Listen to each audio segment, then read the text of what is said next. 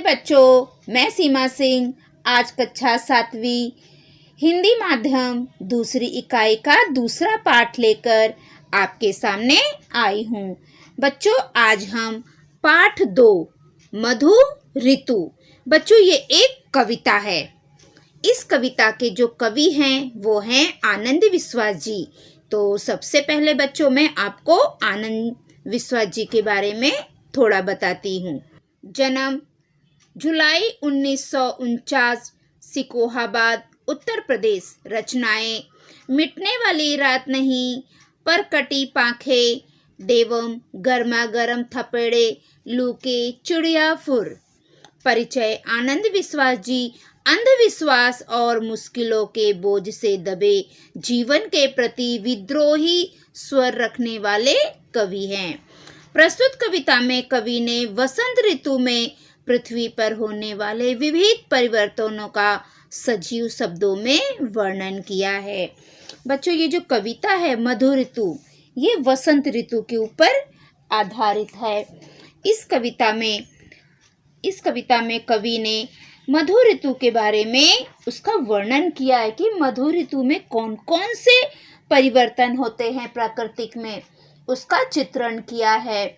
बसंत ऋतु में पृथ्वी पर होने वाले परिवर्तनों का बड़ा सटीक तथा सजीव चित्रण आनंद विश्वास जी ने इस कविता में किया है। वसंत ऋतु के आगमन पर धरती पर धानी रंग की चुनर पहन सज जाती है, पेड़ों में कोपले लग जाती है, चारों ओर फूल ही फूल दिखाई देते हैं। सारा वातावरण विविध रंगों और खुशबू से भर उठता है। कोयल कूकने लगती है, आम के पेड़ मंजरियों से लद जाते हैं। ये सारा परिवर्तन वसंत ऋतु में होता है। तो बच्चों, सबसे पहले हम वसंत ऋतु की कविता पढ़ेंगे, उसके बाद हम उसका अर्थ देखेंगे। खेत खेत में सरसों झूमे, सरसर बहे बयार, मस्त पवन के संग संग आया मधु ऋतु का त्योहार। धानी रंग से रंगी धरा, परिधान बसंती ओढ़े, हर्षित मन ले लजवंती, मुस्कान बसंती छोड़े। चारों ओर बसंती आभा, हर्षित हिया हमार, मस्त पवन के संग संग आया मधु ऋतु का त्योहार। सूने सूने पतझड़ को भी आज बसंती प्यार मिला, प्यासे प्यासे से नैनों को जीवन का आधार मिला।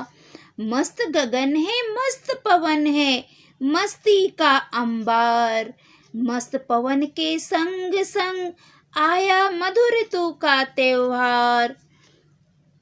ऐसा लगे बसंती रंग से धरा की हल्ती आज चढ़ी हो, ऋतुराज ब्याहने आ पहुँचा, जाने की जल्दी आज पड़ी हो। और कोकिला कूक कूक कर गाए मंगल ज्योनार, मस्त पवन के संग संग आया मधु ऋतु का त्योहार। पीली चूनर ओढ़ धरा अब कर 16 सिंगार चली, गांव गांव में गोरी नाचे, बाग बाग में कली कली, या फिर नाचे शेष नाग पर नटवर कृष्ण मुरार। मस्त पवन के संग संग आया मधु ऋतु का त्योहार। अति सुंदर, बहुत सुंदर कविता है। ये कविता वसंत ऋतु पर आधारित है। बच्चों, जो वसंत ऋतु है ये सभी ऋतुओं का राजा है। वसंत ऋतु हर एक इंसान को बहुत अच्छा लगता है। ठीक है बच्चों, तो अब चलो हम इसके एक एक पंक्ति के अर्थ देखेंगे। ठीक है बच्चों, शुरू करते हैं। खेत खेत में सरसों झूमे, सरसर बहे बयार, मस्त पवन के संग संग आया मधु ऋतु का त्योहार। इस पंक्ति में कवि कहते हैं कि बच्चों वसंत ऋतु कब आता है? जब ठंडी का मौसम खत्म हो जाता है और जब गर्मी के मौसम की शुरुआत होती है, उस समय वसंत ऋतु आता है बच्चों। कब आता है? जब ठंडी का मौसम खत्म हो जाता है और जब गर्मी के मौसम की शुरुआत होती है, उस समय वसंत ऋतु का त्योहार आता है। वसंत ऋतु का मौसम आता है जब भीनी भीनी सी हवा बहने लगती है, तब मधु ऋतु का त्योहार आता है। जब बसंत का मौसम आता है तब खेत में सरसों की फसल लहराने लगती है। बच्चों, आपने सरसों की फसल देखी है? सरसों की फसल ना पीली पीली कलर की होती है। तो जब बसंत ऋतु आता है तब खेतों में सरसों की फसल लहराने लगती है और सरसर करती हुई हवाएं बहने लगती है और इसी सरसर बहती हवा के साथ वसंत ऋतु का आगमन होता है। वसंत ऋतु की शुरुआत होती है। आगे, धानी रंग से रंगी धरा, परिधान बसंती ओढ़े, हर्षित मन ले लाजवंती, मुस्कान बसंती छोड़े, चारों ओर बसंती आभा, हर्षित हिया हमार, मस्त पवन के संग संग आया मधु ऋतु का त्योहार। इस पंक्ति में कवि कहते हैं, वसंत के आगमन से धरती धानी रंग से रंग जाती है। मानो ऐसा लगता है धरती ने वसंत ऋतु में बसंती रंग के जो परिधान हैं वो ओढ़े हुए हैं। ऐसा लगता है चारों तरफ हर्षित वातावरण और शर्मीली धरती की मुस्कान की रंग भी बसंती हो गया है। चारों ओर बसंत की आभा देखकर कवि का मन भी हर्षित हो गया है, खुश हो गया है, प्रसन्न हो गया है और मस्त पवन के साथ साथ मधु ऋतु का त्योहार आया है। सूने सूने पतझड़ को भी आज बसंती प्यार मिला, प्यासे प्यासे से नैनों को जीवन का आधार मिला। मस्त गगन है, मस्त पवन है, मस्ती का अंबार, मस्त पवन के संग संग आया मधु ऋतु का त्योहार। इस पंक्ति में कवि कहते हैं कि पतझड़ में, बच्चों जब पतझड़ का मौसम रहता है ना तो पेड़ों की सारी पत्तियां गिर जाती है। पतझड़ में क्या होता है? पेड़ों की सारी पत्तियां गिर जाती है, पूरा जंगल सूना सूना सा दिखाई देता है। तो कवि कहते हैं कि पतझड़ के कारण जिन पेड़ों की पत्तियां गिर गई थी उन पेड़ों पर नई नई कोपले आ गई है। जो पेड़ की सारी पत्तियां पतझड़ में गिर गई थी उन पेड़ों की डालों पर अब नए नए कोपले आ गई हैं। पतझड़ के कारण चारों ओर जो उजड़ा और सोनापन का दृश्य दिखाई दे रहा था अब वह हरे भरे पत्तों तथा विविध रंगों के फूलों से भर गया है। पतझड़ पर भी बसंत ऋतु का प्रभाव साफ साफ दिखाई दे रहा है। कवि कहते हैं कि जैसे ही बसंत ऋतु आता है तो पेड़ों पर नए नए, ये जो पेड़ों की डाले हैं ना बच्चों, इस पे नए नए कोपले आ जाती है और जो चारों तरफ फूल खिल जाते हैं। ये देखो चित्र में आप लोग देख रहे हो ना, सारा मौसम कितना खुशनुमा है, चारों तरफ हरियाली ही हरियाली रहती है। जितने पेड़ों के पत्ते गिर गए रहते हैं सब पेड़ों पर नई नई कोपले आ जाती है और पतझड़ के कारण जो पूरी तरफ से उजड़ा हुआ सुनसान सा लगता था अब वहाँ पर बहुत सारे विविध रंग के फूल खिल उठे हैं। ये देखो चित्र में दिखाई दे रहा है ना बच्चों, पेड़ों पे देखो हरी हरी पत्तियां फिर से आ गई हैं, फूल खिल गए हैं तक चारों तरफ। पतझड़ पर भी वसंत ऋतु का प्रभाव साफ साफ हमें दिखाई दे रहा है बच्चों, है ना। कवि यही कहते हैं कि वसंत ऋतु आने से उसका प्रभाव सभी पेड़ पौधे सब पर दिखाई दे रहा है। प्यासे प्यासे से नैनों को जीवन का आधार मिला। कवि कहते हैं कि जो प्यासे प्यासे नयन थे उनको भी जीवन का आधार मिला। मानो पेड़ पौधे एकदम सूख गए थे, एकदम निराश हो गए थे, पर आज उनकी प्यास पूरी हो गई है और उनके जीवन नयन को जीवन का आधार मिला है। अर्थात तो जो पेड़ पौधे हैं उन्हें हरे हो गए हैं। सब पेड़ पौधे क्या हो गए हैं? हरे भरे हो गए हैं। मतलब उनके जीवन को एक आधार मिल गया है। सारे पेड़ पौधे हरे भरे हो गए हैं और उनके अंदर भी एक आस आ गई है और फिर से फूल खिलेंगे। ये देखो, फिर से ये जो पेड़ पौधे हैं इनके अंदर एक आस आ गई है कि अभी हमारे पेड़ों पर फिर से पत्तियां आएंगी, फल आएंगे, फूल आएंगे, इसकी आस इनको हो गई है। इस प्रकार से उनका एक आधार मिल गया है। मस्त गगन है, मस्त पवन है, मस्ती का अंबार।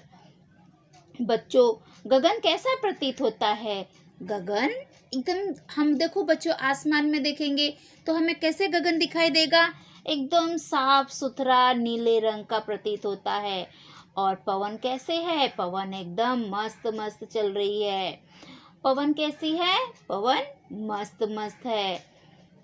कवि के अनुसार चारों ओर, कवि को क्या लगता है कि जैसे ही वसंत ऋतु आ गया है तो चारों तरफ का वातावरण एकदम मस्त मस्त सा हो गया है।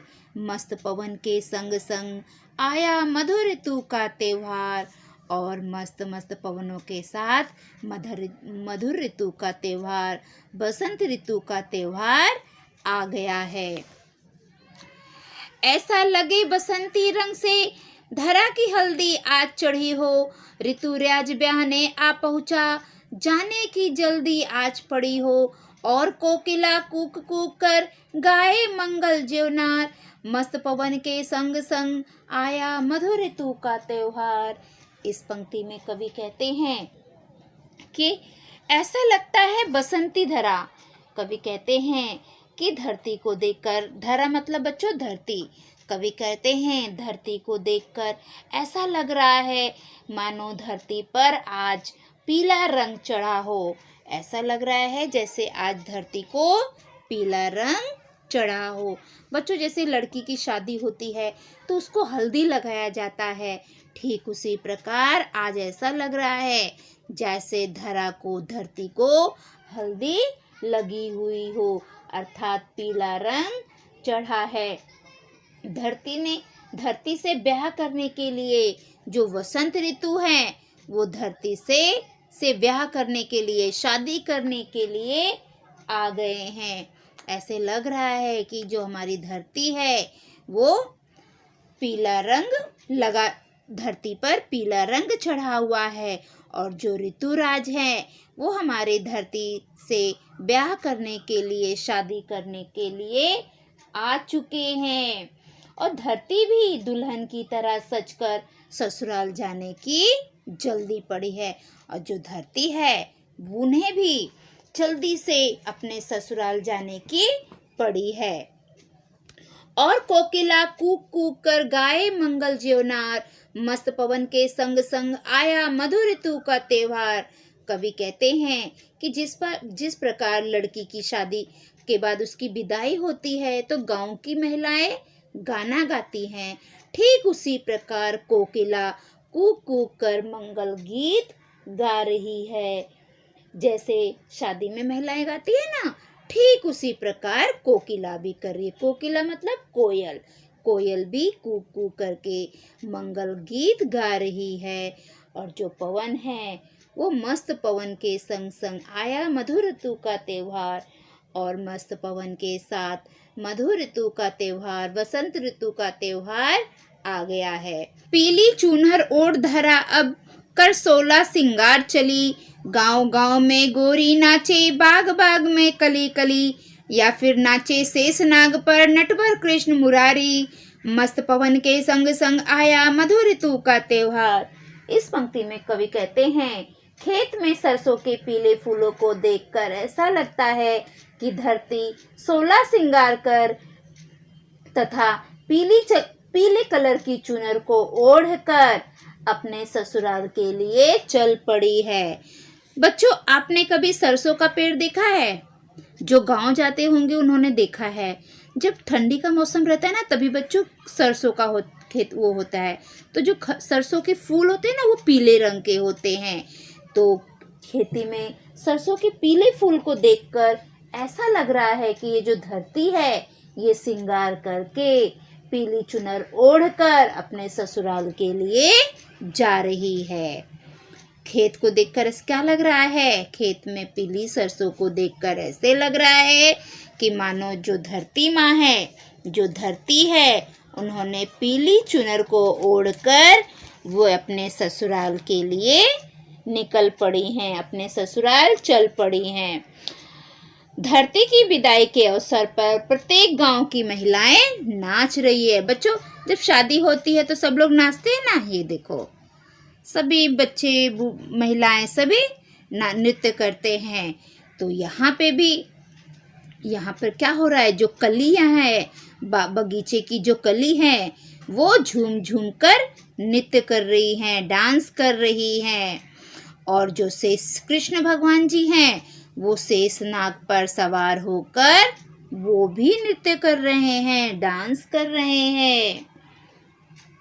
मस्त पवन के संग संग आया मधु ऋतु का त्योहार, और इस प्रकार मस्त पवन के साथ साथ मधुर ऋतु का त्योहार आ गया है। तो यहाँ पर हमारी ये कविता समाप्त हो रही है। बच्चों, आप लोग वसंत ऋतु पर एक छोटा सा निबंध लिखोगे, ठीक है? और कितनी ऋतु होती है, वो सभी ऋतुओं के नाम लिखोगे, और उसमें आपको वसंत ऋतु पर एक छोटा सा निबंध लिखकर मुझे दिखाना है, ठीक है बच्चों? अगर आपको नहीं समझ में आ रहा है तो आप मुझे कमेंट करिए, मैं वसंत ऋतु पर एक निबंध आप लोगों के लिए बना दूंगी, ठीक है बच्चों? तो बच्चों, यहाँ पर हमारा वसंत ऋतु कविता समाप्त होती है। अब हम इसके स्वाध्याय के प्रश्नोत्तर करेंगे बच्चों। मैंने समझा। बच्चों, अभी आपको ये जो हमने मधुर ऋतु का कविता समझाया है, उससे आपको क्या समझ में आया है, वो आप यहाँ पे लिखिए, ठीक है? शब्द वाटिका, नए शब्द। मधुर ऋतु मतलब बसंत ऋतु। धरा, धरा का अर्थ है पृथ्वी। परिधान का अर्थ है वस्त्र। अंबार, ढेर। हर्षित का अर्थ है प्रसन्न, खुश। हिया, हृदय। ऋतुराज, बसंत। मंगल, शुभ। ज्योनार, विवाह में भोजन के समय गाया जाने वाला गीत। आगे, जरा सोचो और चर्चा करो। यदि ऋतु परिवर्तन ना हो तो, बच्चों जरा आप सोचो, अगर ऋतु परिवर्तन नहीं होगा तो क्या होगा? बोलो। अगर ऋतु परिवर्तन नहीं होगा तो बच्चों, अगर गर्मी का मौसम है तो गर्मी ही गर्मी लगेगी आपको। अगर ठंडी का मौसम है तो आपको ठंडी ही ठंडी लगेगी।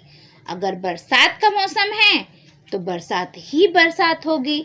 सोचो जरा, अगर बरसात ही बरसात हो, गर्मी ही गर्मी हो और ठंडी ही ठंडी हो और ऋतु परिवर्तन ना हो तो आपको कैसा लगेगा? बच्चों, यदि ऋतु परिवर्तन ना हो तो पूरे वर्ष एक ही ऋतु रहेगी।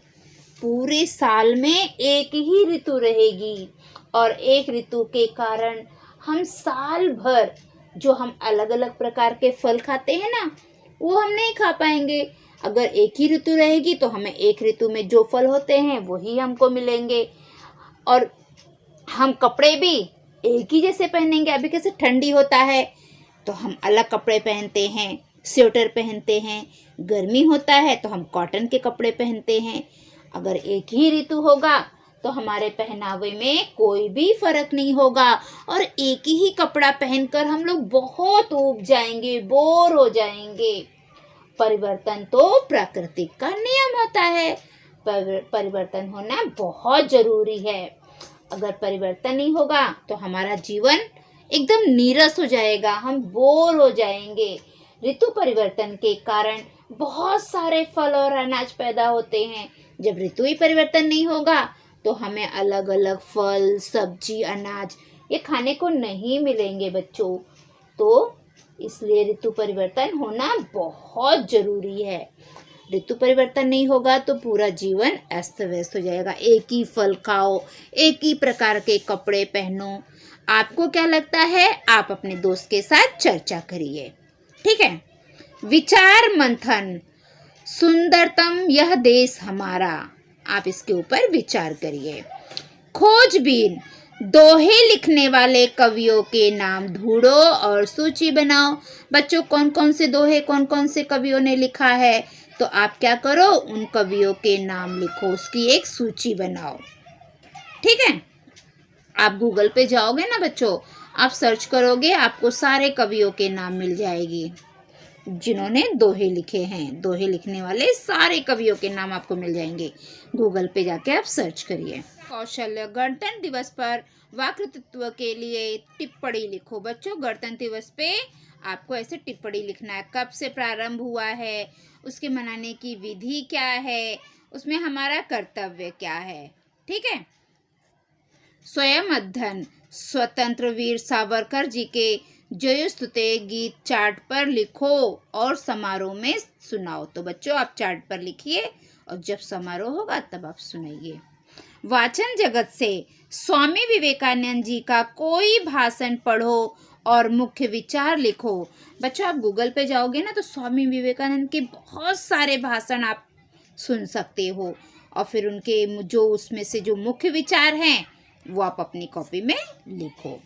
मेरी कलम से दूरदर्शन पर देखे किसी कार्टून कथांश का वर्णन अपने शब्दों में करिए। बच्चों दूरदर्शन पे आप बहुत सारा कार्टून देखते हैं तो उसका वर्णन आप अपने शब्दों में करिए। कविता के किसी एक चरण का अर्थ अपने शब्दों में लिखो। तो बच्चों कविता में देखो कितने सारे हैं चरण हैं, तो इसमें से कोई भी एक चरण जो भी आपको पसंद है आप उसका वर्णन अपनी कॉपी में लिखो, उसका वर्णन, ठीक है। आपको कौन सा चरण पसंद है? मुझे तो ये पीली चूनर वाला बहुत पसंद है।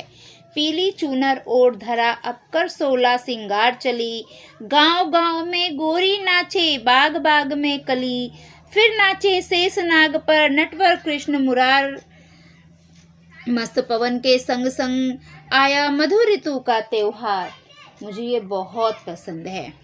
इसका अर्थ है सरसों के पीले फूलों के कारण ऐसा लग रहा है जैसे धरती पीले रंग की चुनर को ओढ़कर 16 सिंगार करके ऋतुराज के साथ अपने ससुराल जा रही है। धरती के विदाई के अवसर पर जिस प्रकार गांव में महिलाएं नाचती हैं, उसी प्रकार बाग बगीचे में कलियां नृत्य कर रही हैं। ऐसा लगता है श्री कृष्ण भी शेषनाग के फन पर सवार होकर नृत्य कर रहे हैं और मस्त पवन के साथ साथ ऋतुराज का आगमन हो गया है। ऋतुराज आ गए हैं। तो आपको जो अच्छा लगता है बच्चों आप वो लिखिए, ठीक है। सदैव ध्यान में रखो ऋतुएं प्रकृति और मानव के लिए वरदान होती हैं। बच्चों ये बात हमेशा ध्यान में रखिए। भाषा की ओर, शब्दों के अर्थ शब्दकोश की सहायता से ढूंढो तथा रिक्त गोलों में उचित शब्द लिखो। बच्चों यहाँ पे बहुत सारे शब्द हैं, इसके अर्थ शब्दकोश की सहायता से आप ढूंढो और रिक्त गोलों में उचित शब्द लिखो। अभी यहाँ पे देखो बच्चों, पत्तों की सरसराहट सुनकर हिरन देखते ही देखते डैश हो गया। तो यहाँ पे क्या आएगा? पलायन हो गया, ओझल हो गया, विलुप्त हो गया। क्या आएगा? ओझल हो गया। हमें साक्षात्कार लेने के लिए आपकी अनुमति चाहिए।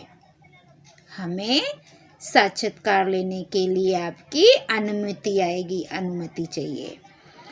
भारी सभा में अध्यक्ष जी बात का सभी ने अनुमोदन किया। हर माँ के लिए उसकी संतान अनमोल होती है। उसकी कोई कीमत नहीं होती है एक माँ के लिए, उसका बच्चा उसे अनमोल होता है। आजकल हर व्यक्ति भौतिक सुख सुविधाओं का उपभोग लेना चाहता है। अच्छे विचारों की संपन्नता रखने वाला व्यक्ति सबसे धनी होता है। बछड़ा अपनी माँ से मिलने के लिए आकुल हुआ जा रहा था। ठीक है बच्चों, मैंने आपके लिए कुछ प्रश्न तैयार किए हैं, वो मैं आपको दिखाती हूँ।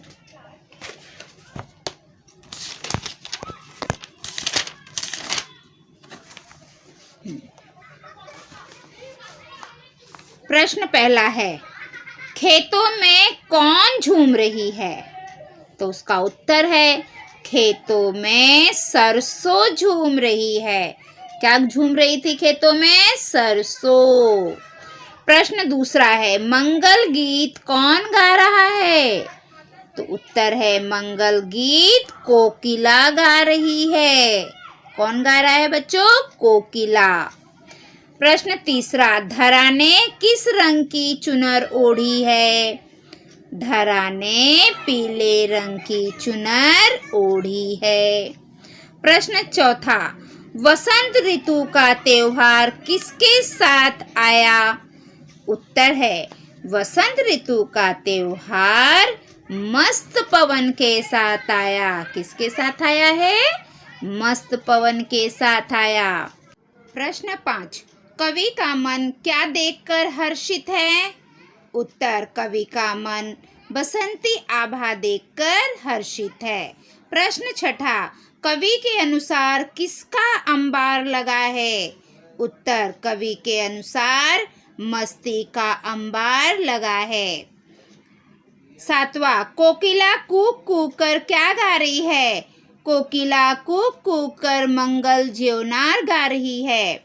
आठवां, धरती की विदाई के अवसर पर कौन कहाँ नाच रहा है? उत्तर, धरती के विदाई के अवसर पर गोरी गांव में, कली बाग में तथा कृष्ण शेषनाग के फन पर नाच रहे हैं। आम के फल किस ऋतु में होते हैं? आम के फल ग्रीष्म ऋतु में होते हैं। तो बच्चों, यहाँ पर हमारी ये पाठशाला समाप्त होती है। अगली पाठशाला में हम कल मिलेंगे। बच्चों, अगर आपको मेरी पाठशाला पसंद है तो मेरे पाठशाला को लाइक करिए, सब्सक्राइब करिए, कमेंट करिए और अपने दोस्तों में ज़्यादा से ज़्यादा शेयर करिए ताकि मेरी पाठशाला का लाभ सभी बच्चे ले सके। अगर आप मेरी पाठशाला देखते हैं और आपने अभी तक सब्सक्राइब नहीं किया है तो सबसे पहले आप मेरे पाठशाला को सब्सक्राइब कर लो बच्चों, और जो घंटी का बटन है उसे भी ऑन कर दीजिए ताकि मैं जो भी वीडियो डालूँ वो आपको मिल सके और आप अपनी पढ़ाई कर सको। तो बच्चों, मेरे इस पाठशाला को आप ज़्यादा से ज़्यादा सब्सक्राइब करिए ताकि सभी बच्चों तक मेरी ये पाठशाला पहुंच सके और सभी बच्चे अपनी पढ़ाई कर सके। तो अगली पाठशाला में हम कल फिर मिलेंगे। तब तक के लिए बाय बाय बच्चों।